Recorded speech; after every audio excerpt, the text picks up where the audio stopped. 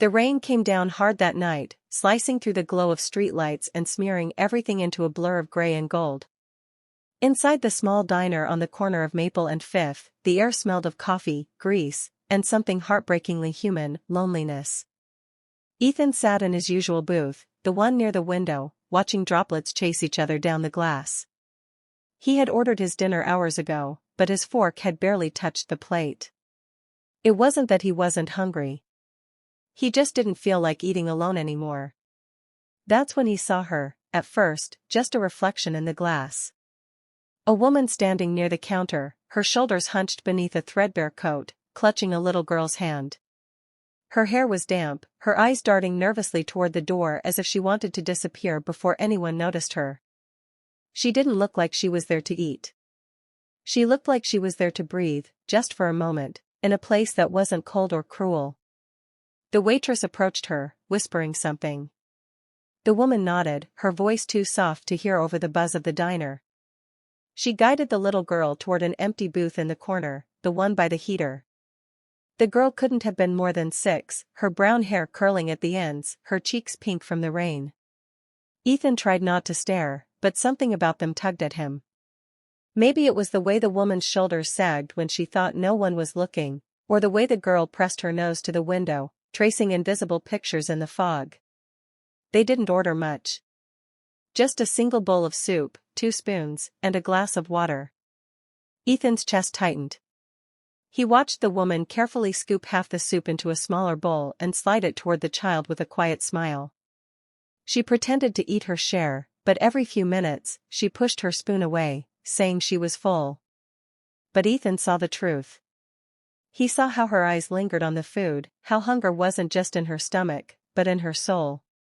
When the waitress dropped off Ethan's steak and mashed potatoes, the smell filled the air, rich and warm. He noticed the little girl's eyes flick toward his plate, just for a second, before she looked down again, ashamed for being caught. And that was the moment everything changed. Ethan didn't know their story, but he didn't need to. He saw enough in that single look. He waved the waitress over. "Can you bring them a couple of plates, whatever they want? Put it on my tab." The waitress hesitated. "They said they're fine, sir." "Then tell them it's from the kitchen," Ethan said quietly. "Say it's a mistake if you have to." The waitress gave a knowing nod. She'd seen kindness before, but rarely the kind that looked so personal. When the plates arrived, pancakes, scrambled eggs, and a grilled cheese sandwich, the woman looked confused. She leaned toward the waitress, whispering something, then shook her head firmly. But the waitress smiled, pointed toward the counter, and said something that made the little girl's face light up. It wasn't until the little one took her first bite, eyes closing, a tiny hum of delight escaping her lips, that the woman finally gave in. She picked up her fork and ate. Slowly, cautiously. As if she was afraid the moment might vanish if she enjoyed it too much. Ethan turned back to his window, pretending not to notice. But his throat ached, and he couldn't stop glancing their way. When he finally stood to leave, the rain had eased into a gentle drizzle. He slipped a few bills under his plate and headed for the door. But as he passed the woman's table, he caught the faint sound of her voice. "Thank you," she whispered, not looking up. Her hand trembled slightly as she reached for the napkin to dab her daughter's mouth. Ethan smiled softly. "You don't owe me anything," he said. "Just take care of her." The woman's eyes flickered to his face for the first time. They were tired, but kind. "I try," she said quietly. "Every day, I try." Then she turned back to her daughter, helping her finish the last bite of sandwich. Ethan left, but her words followed him out into the night. The next morning, Ethan couldn't shake the memory. It had been years since he'd seen eyes like that, eyes that had known too much struggle, too much sacrifice. His late wife, Sarah, used to have that same look when times were hard. He'd lost her 3 years ago to cancer. And since then, he'd been drifting through days, just existing, moving from one empty evening to the next.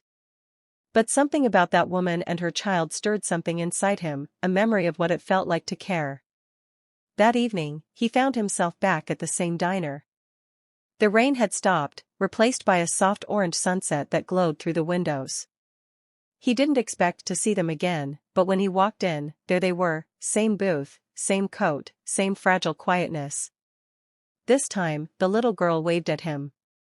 It caught him off guard. Her small hand, sticky from syrup, moved in a shy, cheerful gesture that made him smile without thinking. He approached their table. "Mind if I sit?" he asked gently. The woman hesitated but nodded. "Sure. I mean, if you want." He slid into the booth across from them. "I'm Ethan." She looked down, fiddling with her spoon. "Lena," she said softly. "And this is Sophie." Sophie grinned, showing a missing tooth. "Hi, mister." Ethan laughed. "Hi, Sophie." For a moment, the silence was easy. He noticed Lena's hands again, nervous, worn, but graceful in their own way. "You two come here often?" he asked. "Just when it's too cold outside," she said. We don't have a steady place right now. But I'm saving up for one." He nodded slowly, careful not to pry. "You working nearby?" "I clean offices," she said.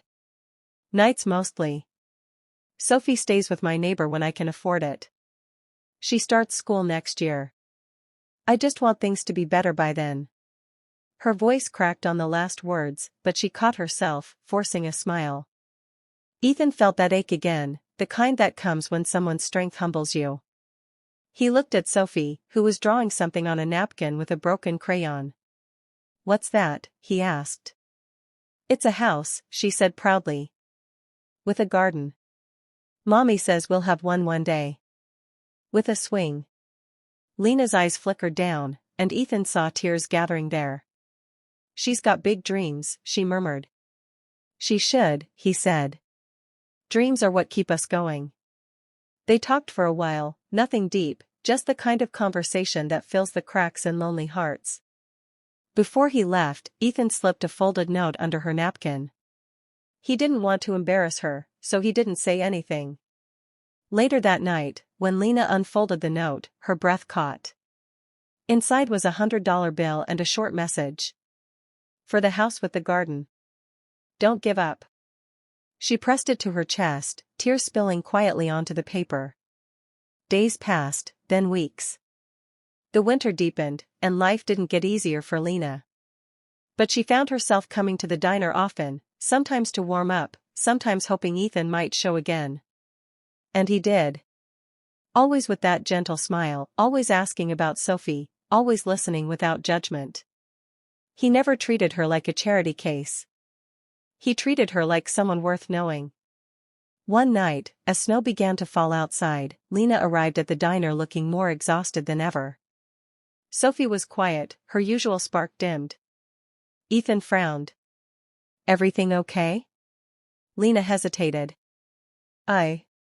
I lost my job. The company downsized. I've been looking all week." Ethan's heart sank. "You'll find something. You're strong." She gave a weak smile. "Strength doesn't pay rent." That night, when they finished eating, Lena tried to pay for their meal with a few crumpled bills. Ethan stopped her. "Let me," he said. "I can't keep letting you do this." "It's not charity," he said softly. "It's dinner between friends." Her eyes shimmered. "You're too kind, Ethan." He shrugged. "Maybe I just remember what it's like to need someone to be kind." She didn't argue after that. A few days later, Ethan came to the diner with an idea. He'd been working part-time at his late wife's old community center, helping with after-school programs and maintenance. He'd mentioned Lena's situation to the manager, and they happened to need a cleaner. When Lena arrived that evening, he handed her a small flyer. "They're hiring," he said. "It's honest work, steady hours. And they need someone reliable." Her eyes widened. "You did this for me?" "I just told them about someone who deserves a chance." She covered her mouth, shaking her head. "Ethan. I don't know what to say." "Say yes," he said. She did. Months passed,